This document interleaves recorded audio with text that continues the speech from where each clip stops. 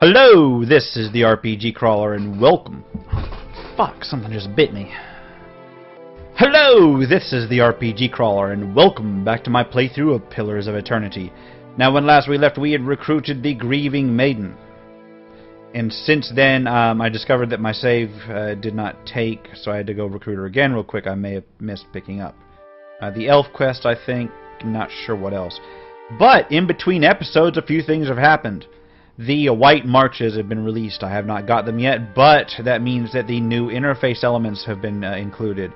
New interface elements include an artificial intelligence toggle, which I have taken a look at. You can access it by going to the inventory and clicking on this little icon right here. This is new in this patch. You can select a particular class behavior. You can select auto attack rolls. You can tell it whether it can use per rest abilities. Auto attack defaults to defend self. Since having them go after nearby enemies, even when they were in defensive mode, basically, was a big thing that's been getting me killed, I've switched everybody over to passive. That means they will only attack when I tell them to. Now, because I was able to go back before I got the Grieving Mother, I basically emptied out Kana, took all of his gear, not all of it, but a fair amount of his gear. I left him his armor and some basic weaponry, but I took most of his decent weapons off and gave them to the Grieving Mother. I've also gone through my inventory and sorted out some armor. I gave her the Blade Golan because it was better than what she had. I gave her Raven Wing and a shield, and then the rings and shit from Kana. Also went ahead and put the Ivory Worm in her quick slot so she can actually do something. I think that I've traded in somebody else's gear. Oh yeah, I traded in Durance's plate armor for fine plate armor. And I have looked through the spells. This cipher is going to be interesting. I figured out how they work. All of this between episodes, of course. Let's see, I've reviewed the Druid spells so I know what the hell to do on him. It looks like what they've done is they've added kind of a ranged finder. So when you click over or when you mouse over a particular spell, it tells you what range you can cast it at without actually moving. So those troubles I've had where I've asked RPG Crawler to cast a spell and he's like run like zigzag all the way up, that should be basically fading now because the new interface has spell ranges. Those circles tells you what you can do. Let's see, what else is good? Good. No, I don't know that anything else is decent. You know, there's the AI thing in there. You want to adjust AI directly from the quick bar. I think everything else is pretty set standard. Now, I've also taken a look at crafting and enchanting, and I've decided, wait a minute, I may need to enchant some shit. So I decided to include that in this particular episode. Why? Because it'll give me some upgrades, which I'm badly in need of in order to maintain viability. First of all, we're going to try and enchant Eddar's armor. He's got exceptional plate armor. Exceptional is the best quality armor you can find, but it could be even better. So I'll go into the enchant menu real quick. Now, you can have one quality. He's already got exceptional. Well, wait, it's not the best you can get. Superb is the best. But Exceptional and Superb have level limits. My party is level 7 right now, so I can't even put Exceptional on just yet. So that's good that he already has Exceptional plate armor. Superb is the absolute best, but you have to be like level capped to get it, level 12. Well, I think the expansion adds some more levels. I don't have the expansion yet, so I will actually have that on another playthrough. Let's see. Attribute bonuses. Now, this is something I can do. These will add various attribute bonuses to the plate mail. And I think what I may do is skip that for now. Other one is proofing. This just gives you resistance to certain things. What does he have a problem with? The problem is most of the things that are giving me problems don't actually affect the armor. Ghosts give me problems. There's nothing against ghosts, except maybe shockproof, I don't know.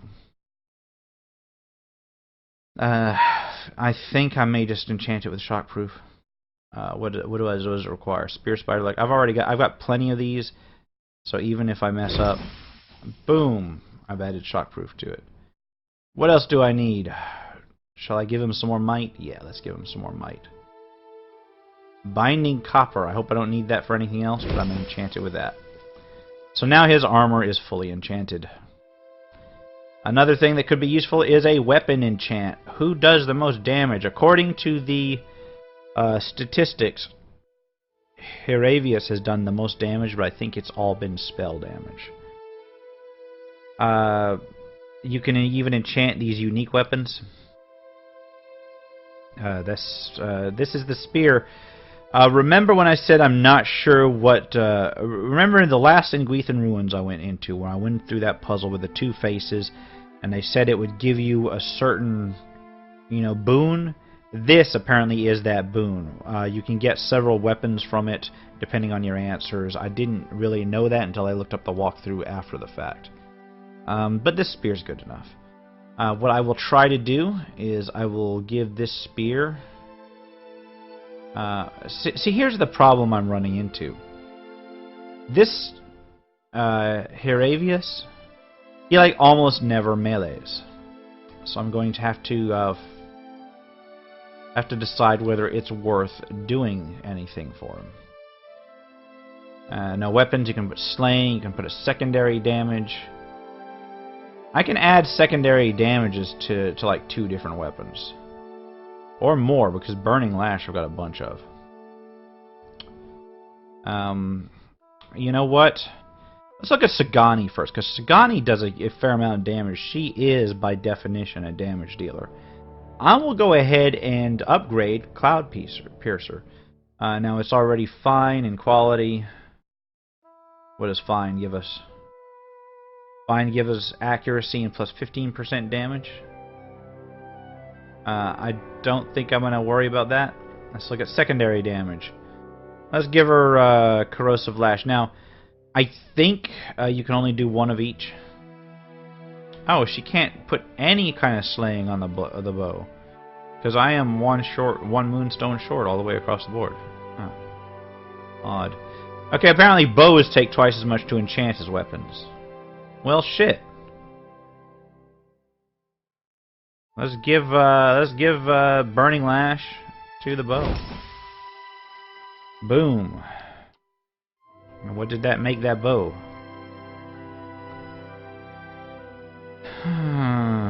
Burning Lash. I don't know if that improves the bow damage itself, or whether it just buffs her burning, her fire damage per se.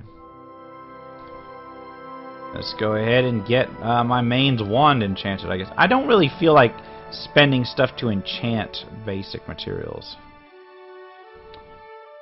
Well, let's get Eder boosted. Let's boost his armor. Exceptional plate armor. Oh, it's already... Yeah, I already did that. Ah, okay. My bad. Let's get his weapon enchanted. Enchant. And we will do Burning Lash on it, because we can. We got plenty of it. Slaying Spirit. Because quite frankly, spirits give me the most shit. And that's okay. Gauntshare is now enchanted. Who else has a weapon that could be useful to enchant? Now, the Grieving Mother is going to be engaging in melee quite a bit, so I better get her situated. Her Ravenwing already has damaging 3 on it, so that's good. Let's put Corrosive Lash on her, because, quite frankly, that looks really useful. And for some reason I can't put Slaying on this, because I am out of Moonstone. I need to remember to get lots of Moonstone. Anything else? Maybe we can enchant her armor. I haven't enchanted yet, did I? No, I haven't. So let's enchant her armor. We can put of Constitution on it, I guess. Got plenty of enchant armor material. And we will put slash proof on her. Because, I mean, just because I have no other reason for that. Durance is fine plate armor. We can give Durance of Resolve, I guess. I don't know, man. I really don't know. I don't think I'm gonna fuck with Durance right now. We will enchant Sagani's armor though. She's got the Saint's War armor. We will give her armor of dexterity, I guess. Not sure how that works. And as for quality, we can give her fine quality. For now. I think we can upgrade it later. So that'll give her some additional armor. Or some additional DR. So much to do with all this enchanting. Let's go for my main. Sun-touched Mail of Heron Wrath. We can give him quality fine armor. Enchant. Attribute bonus of intellect because he's a wizard, of course. And proofing, we will give you... what's useful for him? Crush-proofed? Or shot-proofed. I think shot-proofed might be better for him. Let's do crush-proofed. Give him some defense against melee shit. Oops, wrong thing. My bad. Yeah, you can't enchant these secondary things. We may as well use it all then, I guess. Let's see. Durance's staff. I think he's actually using that a lot, though. He's mostly using wands, isn't he? Yeah, he's mostly using wands. Let's see. I've already enchanted the Grieving Mother's armor, haven't I? Yeah. I need to do these more methodically, I guess. Let's take a look at this spear, then, I guess. We can try to enchant it. We'll give it a damaging 2. Boom, it's the best I can do. We will give it Burning Lash. A lot of burning damage in this group. I think I'm about it. I think that's about it on my armor. Go Fine Wand. Already got Fine, and I'm out of materials for the rest. Okay, so the last step in crafting is going to be literally crafting. We're going to go with making scrolls. One scroll I looked at while I was going through here is the Scroll of Revival, which basically wakes people up. That could become incredibly useful. Let's craft a couple of those, shall we? Boom! A whole bunch of those. Alright. Scroll of Twin Stones. That's just a spell scroll. I'm not even using most of my spell scrolls. Let's look at potions. Can't craft any of the big potions. Potion of Iron Skin may come in useful. Bulwark against the elements might be also useful. I'll go ahead and craft one of those, or 2 of those rather, just because. A couple minor endurances, and I'll keep the rest for the moment. And then, of course, up to the food. I'm going to craft the Duke's Own Beef Loaf quite a bit. And Farmer's Spread.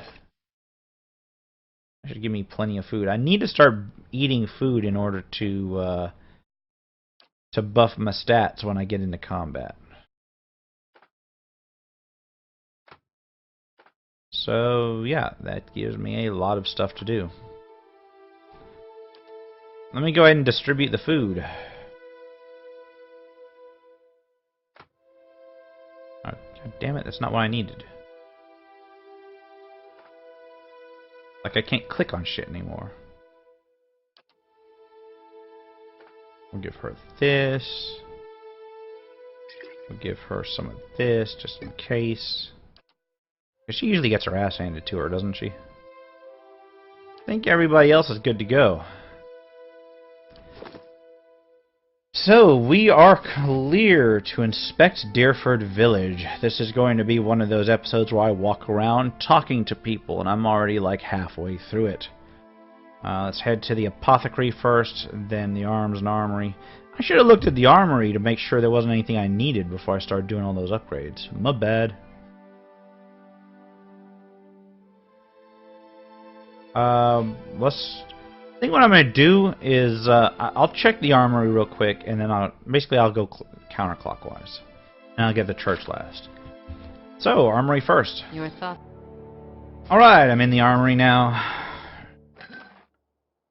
Oh fuck! Did I just? No, I'm not going to take that. That would be stealing, and stealing is wrong. Okay, Winfrith, because the other guy's a gold name. A portly, smiling man stands behind a warped wooden counter, polishing a buckler. He looks up. Haven't seen you before. Always glad to see a new face in town. Company's good for business, and chatter's good for the soul. That's what I always say. Anyhow, what can I do for you? What's been going on in Dyrford? Oh, we're a quiet little town. Not much happens here. Especially not since the legacy hit. People realized they couldn't have babies and just stopped trying altogether. That doesn't sound very fun. And that takes a lot of the excitement out of the day-to-day, if you can believe it. Show me what you have for sale. Ah, what does he have? He's got a unique pike that costs a ton. The Hours of St. Runbolt, which also costs a ton. Grudge Keeper, which actually looks really nice. I might get that for my main at some point. Not now, because it costs a lot. And then Ritizi's Thorn is another unique spear, also very nice. It also costs quite a bit. Mosquito, unique rapier. Blah, blah, rapier. Mosquito, a unique rapier. It's not a bad rapier. It's of draining. Don't need it right now, but it's useful to know it's there. Angio's Gambison. It's a unique light armor. There's a lot of stuff on it. Looks like you could make a decent rogue out of some of this shit. Anyway, well, what's next? That's it, right? Boots of Zealous Command. No idea what that is. Chanter, area of effect bonus, voice of the mountaintop. I could have got that for Kana, but I let Kana go. And then just normal tools. Like, really not. Oh, retraining. This is new. I guess you can pick all their new. I guess you can pick their abilities again. Costs quite a bit, but it may be worth it if you come across one of these people later in the game and they've already got some of their talents fixed. You can train them, I guess.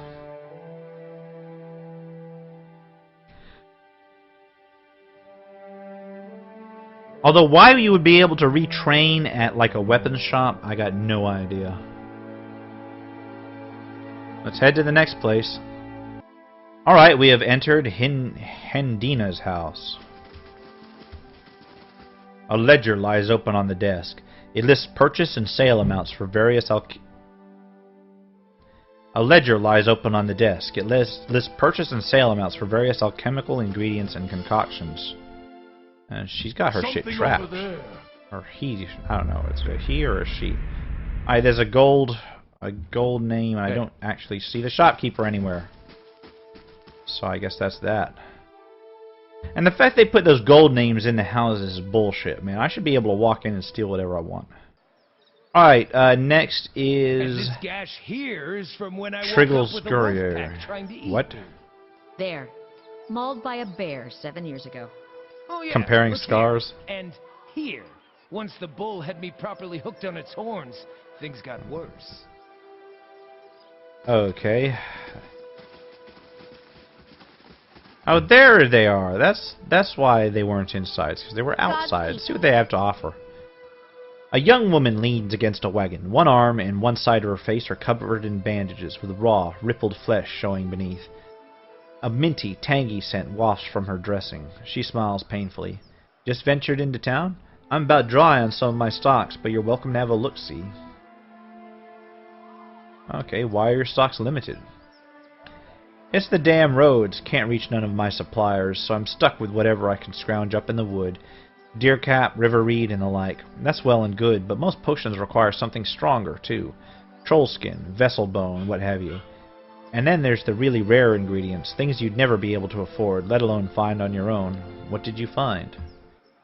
Andina winces as the rest of the story comes tumbling out of her. I've been keeping an eye on a drake's nest east of town at Dyrford Crossing. The beast stayed just long enough to lay a clutch and moved on. Thank the Sky Mother it wasn't a full-grown dragon. She looks at her bandaged arm and grimaces.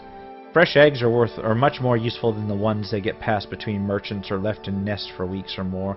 And that clutch looked to be at its peak. That clutch looked to be at its peak.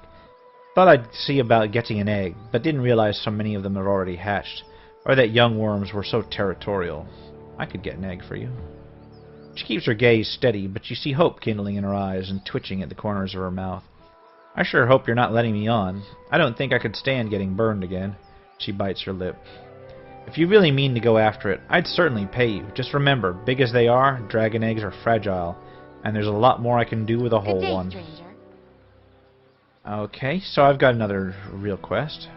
You can get a dragon's egg. How did you get burned? I think I know that answer. She turns her face to the ground. By the flame, how bad does it look? Just say it. I know you'll tell me straight. It looks like it hurts. Go rational. Who cares how it looks? What matters is that you're okay. Suppose you're right. Good thing I know my poultices.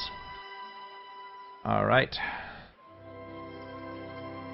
I'm looking for an orphan named Nifree. I did see an Orlin lady. An Orlin or an orphan? An Orlin named Nifree. How the fuck did I get Orlin out of that? Orphan out of it. But now I'm mixing my words up. Ah! I did see an Orlin lady heading into the Dracogen. Almost read that it's DragonCon. That's how where my mind is. At Dracogen just the other day. She points across the road at a large building. Don't know what her name was, but she was acting real sneaky-like. Okay. What's wrong with the roads? A noise of disgust rattles from her throat. Brigands, looters, you name it. The gods may be hollowing out our babies, but it's grown folk that's rubbing out the rest of us. People are scrambling to Defiance Bay because they hear there's healthy births there, and all those refugees in abandoned homes attract desperate sorts like flies on dog shit. Alright, do you know anything about any Gwythin ruin nearby? Hard to throw a stone in the wilds without knocking over someone's sacred Aedra pillars. Smart travelers avoid them. But if you're really set on sightseeing, Beodamar could point you in the right direction. Keeps up the little temple on the northwest edge of town. Okay. How about the dragon egg? It's in a nest perched in a cliff on the east end of Dyrford Crossing. That's out in the wilds, just east of here. I'm sure there are others nearby, but the one at Dyrford Crossing is just the age I need. If you head out that way, be careful. The place was crawling with worms when I went out there, and I can't imagine they've gone anywhere else. Okay, show me your wares. Sure thing. And what does she have? This is basically shit that I could come and buy. Oh, nice. Binding copper. Things I can need for my crafting. Alright.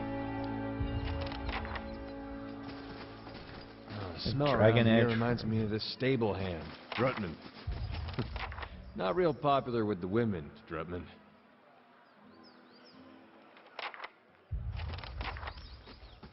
Just gathering all my, I'm going to take that because I can. Just gathering a list of quests. Let's go into the next building. Alright, as soon as I walked in, they were saying something. Good day to you. Let's see what it was. Alright. A sturdy, broad-shouldered man wipes his hands on his slacks. He reeks of the same foul compound wafting from the vats, and his arms are stained with dye. You looking to purchase some leather? What's in the collapsed tower? It's collapsed. Nothing. He rolls his eyes and shrugs. A few hides on stretching racks and the tallow-stench danglers always grumbling about. The rest of the keep's dust, just like the fool Lady Thanu who tried to hold it. There's a bard at the inn who'll tell you the whole blazing story if you want to hear it. Okay. Have you seen Nifree, an Orlin from Defiance Bay? I make it a point to keep out of other people's business. And what does he have for sale? Girdle of Mortal Protection. Decreases critical hit damage. This sounds like it could be incredibly useful. And Trollhide Belt, which is another incredibly useful one. No, it's just endurance. It doesn't actually have... Wait. It says properties regeneration, but when I open... Oh, +1 endurance per 3 seconds. Okay. Alright, I see where you're coming from. I'm gonna buy these. Because, yeah. Because my people need belts. Let's see who needs what. Endurance, you need a belt. I will give you the Girdle of Mortal Protection because you're up front now. Sagani needs a belt. Grieving Mother needs a belt. Well, she's probably going to be in front too. Oh well. That's stealing. Oh, there's something. Something over there. Courier's Key. I'm going to take that shit. Go to talk to Sabin. I'm not one for chit-chat, elf. Speak to Tyrgl if you've got questions. Dyes fill the wooden vats. They smell of dung and plant matter. I'm going to save the game real quick. Actually, you know what? I'm going to quick save the game real quick. Just in case. What are you?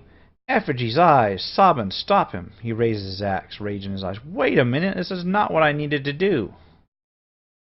Stay out of my private quarters. And that goes for you and Harren's bootlickers. I have no idea what he's talking about. Who's Harren?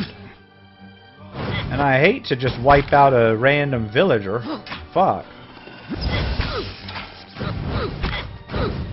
Please tell me they didn't fuck me over.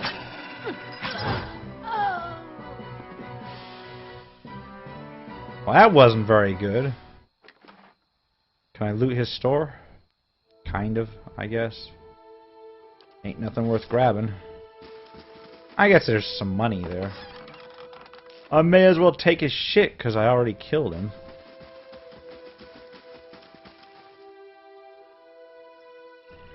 The thick hide, stretched thin upon the rack, looks like it came from a Stalgar. The curing stand, something, something, whatever, doesn't really matter. I'm going to take this shit. Final Journal of Jonas. My son, tomorrow I become the Effigy. Tomorrow I become Skane's embodiment on Eroa. Tomorrow my master chokes on his own whip. For months we met by secret conclave to plot our landlord's demise, all the while working the fields as if our hearts were content. Skane teaches us to plot with the mind while keeping one's face impassive, inscrutable. Fair fights are for those with armies. The quiet slave is our whetstone, our focus. In his worship our cause finds focus, clarity, and possibility. Tomorrow my master chokes on his own whip. By the time you read this, I will be dead. I pray Skane does not abandon me for speaking of my plotting, but a son deserves to know how his father died, for I have volunteered to be the Effigy. Skane will inhabit my body, using this old farmer's simple flesh as a puppet of godly rage. I have been shaved and anointed. Tomorrow morning I will be your father in name only, as my manhood will be removed, my nose and ears removed, and my useless mortal eyes will be replaced with flintstones through which Skane may see the world. My son, I am sorry for the lies I have told you these past few seasons, but Skane demands secrecy. Even your mother knows nothing of my furtive service to the quiet slave. Curse my name if you must, but never weep for me, for I die for the betterment of our community, to smite our Lord's corruption from the face of Eora. Tomorrow my master chokes in his own whip, for tomorrow I become the Effigy. Whoa! I'm gonna grab that shit real quick. I got stairs down. You know what? I'm gonna leave inspecting that until I know what the fuck's going on. So I'm gonna go out. I'm gonna continue my search through town. Alright, I'm in the Dracogen Inn. This table has been scarred and stained from decades of use. They share a passion... Oh, here we go. The portrait depicts... There's no way I can read that in time. The portrait depicts a man and a woman dressed in Adar garb that would have been in style a century ago. The heavy frame has been battered and the plate that once bore the patron's name has been scratched out. They share a passionate embrace, which seems at odds with the disgust on their faces. Alright, there's a named person called Sid there. I just want to find her. Surely even you can understand that. We're decent folk, my lord. Perhaps you should leave and check the wilds. Alright, there's that Harrond fellow that I was told to steer clear of. I hope I didn't kill that guy for no fucking reason. And there's another named person. Talk to Sid first. Well met, friends. A redhead stands by the fire, tuning her lute and plucking its strings. She hums snatches of a melody as she goes. First time at the Dracogen? I have no idea how to pronounce that. Normally, I'd have a song ready, but I haven't quite worked out this tune yet. I'm writing some chants about the founding of this inn. Say, you interested in the story? I haven't finished the chants, but I could tell you about it all the same. Sure, let's have it. It was built in the time of Hadrit's rebellion. An Adiran lady, Thanyu, once had a keep here. One of the towers still stands, but the rest is said to be buried under the village. Anyway, she stuck to the side of the Empire, and a contingent of Duke Hadrit's Knights of the Crucible helped the farmers and colonists in the area turn her keep to rubble.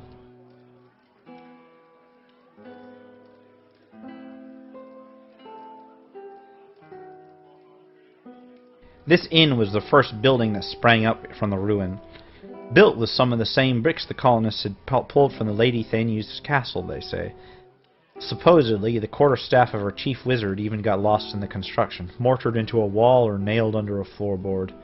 Anyway, the inn was supposed to be a haven and a meeting place where the locals built their new town. Supposed to be? Dirwodens are an ordinary lot, and the more these new neighbors met, the more they argued.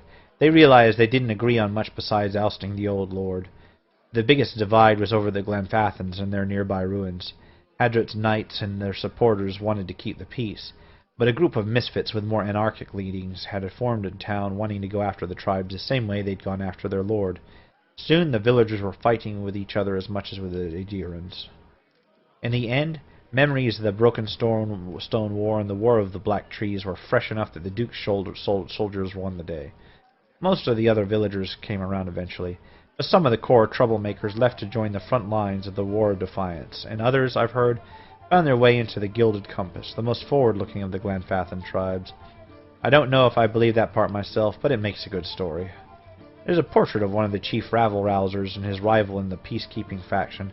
Someone's idea of a joke. I don't think they were particularly amused. And there's history. I want to hear about the Broken Stone War. This was the first major conflict between the original Adiran settlers and the Glenfathans. Happened 3 years into colonization when some farmers knocked over an Adra menhir that was part of an Anguithan ruin. The war didn't last long, but it spread quickly and claimed thousands. In the early weeks, most of the colonists didn't even realize there was a war going on until the Glenfathan raiders hit their villages. There'd been small, spontaneous skirmishes between the colonists and the locals before then, but this was organized, and it was the start of decades of violence between the colonists and the Glenfathans. As you can see, Dyrwood's full of history, even in little villages like this. Tell me about the War of Black Trees. It started back in the colonial days, almost 30 years after the Broken Stone War. Even though isolated conflict still broke out between the settlers and the Glenfathans, both sides had officially agreed to peace. Edring Hadrit, Admeth's father, was a Gref at the time. As part of the peace negotiations, he signed treaties prohibiting Adiran colonists from looting in Gwythan ruins. However, he'd been unable to outlaw the use of captured Glenfathans as slaves. What's a Gref? A Gref is the governor of a colony and is subservient to the Adiran emperor. The early leaders of the Adir colony in the Dyrwood, including Edring and Admeth Hadrit, were Grefs. At the start of the War of the Defiance, Admeth Hadrit declared himself Duke of the independent Dyrwood rather than Gref of the Emperor's colony. It was the same term used for leaders of the newly independent Valian republics. Anyway, we haven't had a Gref since. I see. Indeed, the taking of Glenfathan slaves had continued to be a source of conflict. It came to a head when Imperial agents, aided by certain earls in the Dyrwood, began looting the ruins again. See, the Empire had never actually agreed to Hadrit's treaties on the matter, and the recent secession of the Valian republics likely left them eager to weaken Hadrit's position. The looting sparked a brutal slave uprising and a guerrilla campaign amongst the Glenfathans. Adring Hadrit was too old to lead forces into battle, and so he sent his son, Admeth. Admeth made a costly but effective decision that ended the war faster than anyone could have imagined. He burned the forest near the Eskian River to Eski, or Icy? Fuck these names. What the hell? Eskian River to keep the Glanfathan war bands from retreating. Thousands of Glanfathans died, and as Admeth repeated his scorched earth tactics in the following months, he wore down the remainder of their forces. To this day, over 150 years later, there are still sections of the Dyrwood where the trees are nothing but bare, charred trunks. And that's enough from that. Well, after that history lesson, it looks like we've got a lot left to do. But as this episode's running a little bit long because of that long explanation, we will continue the exploration of Dyrford Village in the next episode. Until then, this has been the RPG Crawler with Pillars of Eternity. If you like what you've seen, remember to like, comment, and subscribe for more RPG content. Until next time, take care and goodbye.